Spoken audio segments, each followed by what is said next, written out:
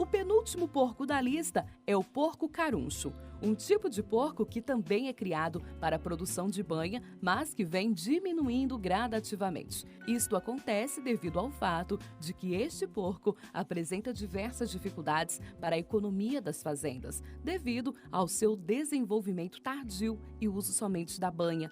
É um porco médio-pequeno, considerado o menor porco do Brasil, sendo hoje utilizado somente em criações de subsistência e como passatempo. Não é possível determinar exatamente todas as características deste porco, pois detém muita variabilidade fenotípica, sendo o mais comum possuir cores de areia e manchas pretas.